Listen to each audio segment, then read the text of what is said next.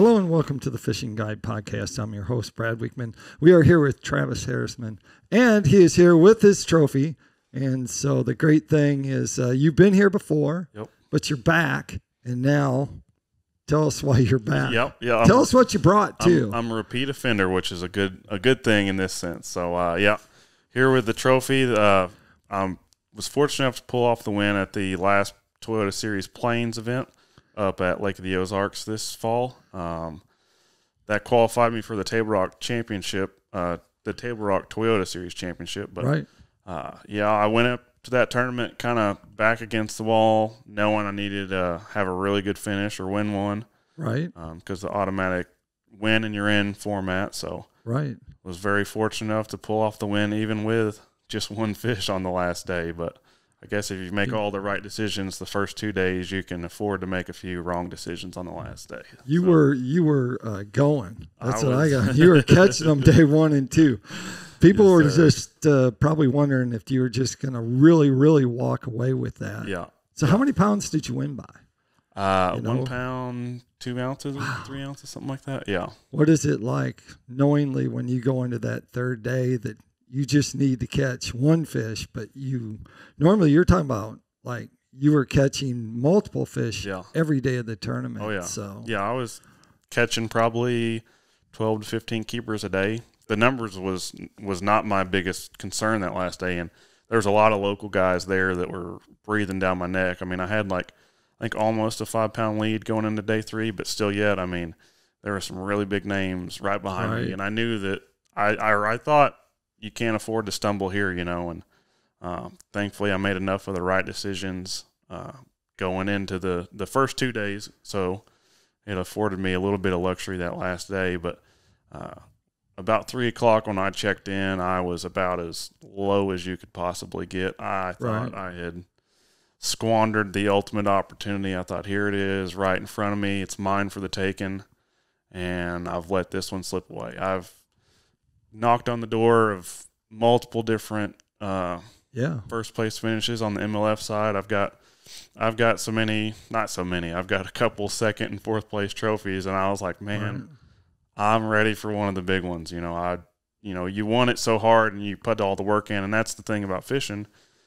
The guy who works the hardest is not always the guy who wins. I mean, that's just the nature of the beast. But one of those, everybody always says when it's your time to win, it's your time to win. Going back to Clark's Hill when I finished second by 10 ounces, it was kind of weird when I weighed in. I kind of had like a calmness, like an easy whatever over myself. And it was like, I'm not supposed to, I just, down deep, I kind of felt like I wasn't supposed to win that one, Dakota, he had an incredible tournament.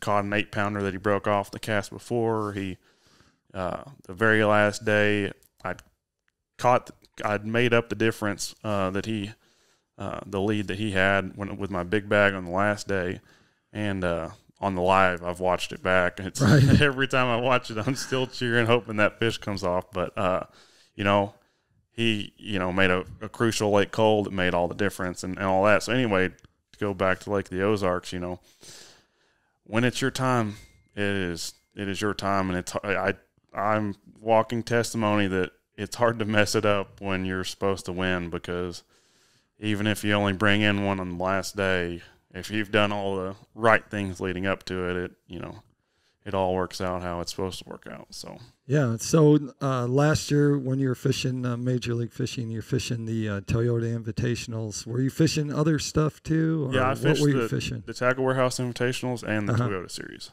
Okay. And then local tournaments here and there, whatever I could fit in. So that's like 6 and then 4. So like 10 actually 10 of the big tournaments of those. Yes, sir. I fished 6 of the Invitationals, and then 3 of the Toyota Series Plains events, and I fished 1 in the Southwest Division. Right.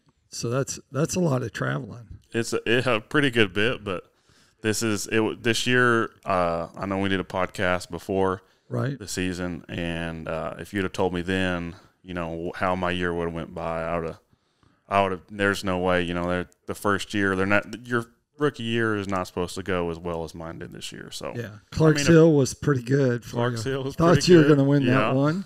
Yeah, that was a fun one. But learned a lot, and I'd sit here and tell you I made a lot of bad decisions this year, but I made a few of the right ones too. So right, it's all learning experience. Get through one year, hope to work on the bad and keep clacking along with the good. So right. And so your background in history, did you have high school fishing? I fished 2 years of high school fishing. Yes, sir. And then you went to college. Yes, sir. Fished to college. College at the University of Arkansas, and then give a shout out to those guys because I know they watched the show. They were on the show I want to say like a month or something ago. I've seen them on here before. Yeah. Yeah, they come trouncing into the house. Yeah.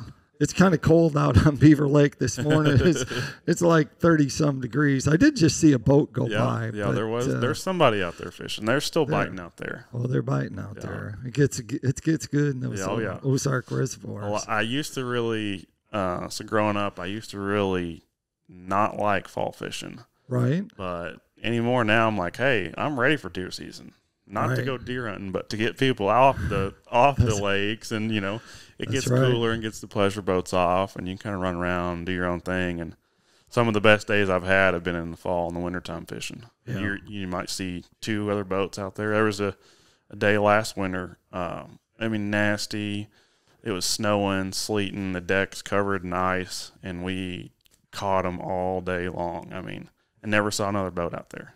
Do you work off of what you're doing? Like, let's just say if you're on Beaver Lake fishing today or Table Rock, are you working on skills for the next year, for the next, major league fishing event? Oh yeah. Always trying to implement, whether it's a new technique or, getting more in depth with, or, getting a better understanding with your electronics, with your mapping, all that kind of stuff. Every day, and that's one thing that, some people, you're just going out there fishing. Well, it's not just going out there fishing for, hardcore tournament anglers like myself. It's long hours on the day or long hours on the water. You're working from sun up to sundown trying to figure stuff out, whether that may be, so we're going to be going to Rayburn for the first stop of the invitationals next year, Right. And maybe there's obviously a bunch of timber down there. So I may go out, Table Rock and say, all right, before, I try and stay away from the timber. We're going right in the timber. We're going to, try and figure this out, figure out what baits. And it may be, I might not catch fish on it, but it may be figuring out, okay, this technique, I'm more efficient with it because I can fish this through the trees better than I can this other technique. So, yeah. Are you a forward facing thumbs up or thumbs down guy? 2 thumbs up, all for it. 2 thumbs up. So that's big right there. Do you think that made a difference? Do you think that's the reason why you have a trophy, or do you think it's a combination of learning to fish, like your dad teaching you to do certain things and where the fish are, and then you apply the forward facing, or do you think you're one of those guys that's just these tech guys that just use it to catch fish? Well, I thought I was one of those just tech guys, like, all right, we're going to go here and just do forward-facing sonar. And then I got to looking back, kind of reflecting on the year, and I'm like, well, Clark's Hill, I didn't have any graphs on. I had my trolling motor jacked up as far as I could, as shallow as I could get. Eufaula, wasn't using it there. Potomac River, wasn't really using it there, fishing in the grass. Right. And then at up there at Lake the Ozarks, yes, I was using it. It was not my, I wasn't just. You weren't visually face on the screen. At times I was, so each morning of the first 2 days, I started off on a boat dock that had some brush underneath it, and I could see fish. The first fish of the first fish of the first day of the tournament, I see a brush pile. There's a couple fish around, and there's a small school of shad that kind of swim by. Right. I skip my jig over there, and I'm like, you see him go down, and so that part of it, you're watching the forward facing sonar, and you're paying attention to it. But I feel like I was fortunate enough to learn from my dad, and we got a heavy dose of the shallow, power fishing, that kind of stuff, And because, I mean, as the forward facing goes on, there's, less and less people that are fishing shallow. So there's obviously going to be, when one door closes, another door opens. So not to say that, I mean, there's obviously some guys that are all in on the forward facing sonar, and they catch them like crazy no matter where we go, no matter what the conditions are. Right. And you drive by them and you say, hey, man, I saw you out there on the lake today. And they'd be like, I never saw you. Dude, I went right beside you. Yeah. And I mean, they make that work, and it's incredible. The cool thing about the invitationals is all the live coverage. So some of the tournaments, I'm like, man, there's no way these guys are going to catch in forward facing sonar. And you watch the live coverage and you're like, how is this dude, like, how did he figure this out? Right. So it's pretty crazy, but actually the cool fish story about Lake of the Ozarks, my biggest one of the whole tournament, 5.5 pounder. I'd skipped under this boat dock, and you could see the fish pretty high up under the boat dock, pretty close to one of the lifts, but you could see him. He just trailed my jig kind of down, and I told my congler, I said, man, I didn't make a far enough cast in there. Let me make another one in there. I didn't get a far enough skip back there. Well, the next cast, I was really sent it back there, and I said, I like that one, and let it go to the bottom, and there he was. I set the hook, and I told my congler, I'm like, that's another big one. I'd started the day with a 5 pounder. I think that was my third fish of the day, and it was a 5.5 pounder. So, yeah.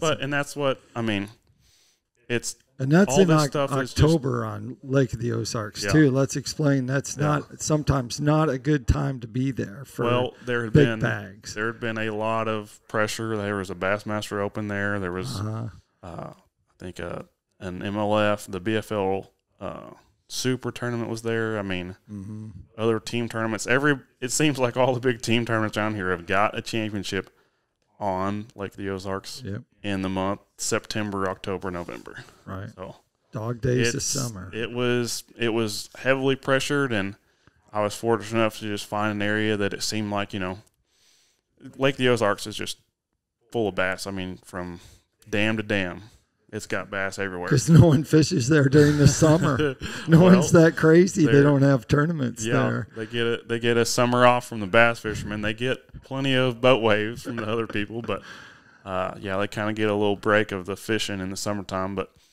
you're here. You're an Arkansas boy, aren't you supposed to be? Beaver doesn't have very many big tournaments. They used to have the FLW used to come to town in the old days, and maybe they'll come back again. I've heard some rumors that some of the different, this is the site of the very first Bassmaster tournament. Yeah, exactly. That'd be it was called the All-American back then. Yeah. So that'd be a great, tournament for them to come back to. And like you were just mentioning, FLW, which is now MLF, has a long history of coming here to Beaver Lake. So it would be, the Beaver Lake we have now is not the Beaver Lake that they were used to. So yeah, the fishing is quite better right now. It's on it's really on the uprise. The bass fishing's really good. Just not a whole lot of tournaments. Not very many tournament circuits come here. It's not. It's not that it's a destination. It's turned into a different atmosphere here. So and that's one of the cool things up there at Lake of the Ozarks. So the second day I was back in this pocket, and I catch this fish, and I'm calling him out, and there's a guy up on the bank, and he's like, "Hey, are you in that tournament?" I'm like, "Yes, sir. Yeah, I'm fishing in it." He said, "Well, you must be having a good day if you're calling." I said, "Yeah, it's going pretty good. I can't complain, And he said, "Well, what place were you in? How are you doing?" I said, "Well, this is day 2. I said, "I was leading after yesterday." He's like, "Well, I'm pulling for Andy Newcomb. I hope he beats you." I'm like, really? Not only, that's on day 2, and then on day 3, I'm back in another pocket, skip under this boat dock, and I catch the only fish I weighed in on that last day, and put it in the box. And there's a guy across the pocket. He yells down. He says, "Hey, are you in that tournament?" "Yes, sir. Yeah." And he's talking a little bit, and he says, "Well, what place are you in?" I said, "Oh, well, I'm leading." He said, "Oh, well, I hope Brad Jelenic beats you." I'm like, but they know who's fishing. They know who's in first place. That's the really cool part about that Lake of the Ozarks area is that, and I don't blame him at all. You got to pull for the home guy. That's right. Not the local up there. I'm the bad guy coming to town to make people upset. But yeah, it was really cool to see people that were just up on the bank, interested, keeping up with the tournament. Yeah. I mean, that was the coolest. Like, that was a really cool part of that, to see that, like, there were people up there that it's not just, you know, a big party lake and all that. Like, it's got a very strong fishing background. There's a lot of people that, you know, launch a career through fishing Lake of the Ozarks, and it was cool to be a part of that, you know. And some of that is some communities are just are set up and they want that. They want the fishing tournaments to come, and Gunnersville and Chick at Dayton, Tennessee, and Pickwick and Muscle Shoals and areas like that. I mean, every year you guys go up to Lake Champlain. You'll be going to Champlain again, right? Burlington. Is that Burlington? I think so. Yep. So, and you're going up to smallmouth fishing, right? Detroit River? Yes, sir. Yep. Elizabeth City? I think so. Is that where you're going out of? Oh, my gosh. This is such good fishing up there. Yeah. I just have to sneak in, like your rod box. There's no room in your rod box. It's full of those rods you get from over there in Harrison. It's full of Arkansas. my Vertus rods. There's a few of them in there, yeah. Yeah, there's no room in there. I could probably take a few out, and we might slide you in there. There you go. Something else happened. Yeah. Besides this. Yeah. Probably more important than this. I'm going to say. In most people's eyes, yes, sir. Yeah. You got married. I got married. Yeah. Give a shout out to her. Yeah. Mackenzie, my beautiful bride. Mackenzie. Yeah. She's been there with me. We dated for 4 years, and then got married this year in September. So in a matter of a month, won my first big title, you know, and so it's kind of funny. One of my roommates that was up there, I don't know if he's trying to jinx me or just give me a precautionary tale. He said, "Hey man, I don't ever catch them with my wedding ring on." He said, "Ever since we got married, first tournament I fished," he said, "I put my wedding ring on. I'm out there fishing, having a terrible day." He said, "I take it off and we start catching them." He's like, I don't want to tell you what to do or whatever, but just my, word to the wise." And I was like, "Well, I had a pretty good practice. I'm just going to roll with it, And literally, like I said, that first fish, I had a 5-pounder in the matter of minutes the first morning. And I thought to myself, well, this ain't too bad after all, So that's right. Yeah, it was pretty cool, and it was awesome that she was there. She got to be there for all the weigh-ins and to see her. I'd kind of mess with her a little bit when I checked in that first day, and I had 20 pounds. Kind of had my head low, and I was like, I just got a little small limit, nothing too big. And I told her, I'm like, hey, video while I get these fish out, we'll post it on social media and document it, And I grabbed that first one. I think that first day my smallest was like a 280 or something like that. a really quality fish. And I was like, yeah, here's my big one, cheesing. And I had, I think, a 5.5, a 5, a 4.5. A 3.5 and like a 280 or something, whatever. And it was cool to see her. She, eyes get big as every fish I pulled out. They kept getting bigger and kept getting bigger. And she's like, "You lied to me." And I'm like, "Yeah, but it's pretty cool to see your reaction, So, yeah, that was a big milestone in my life.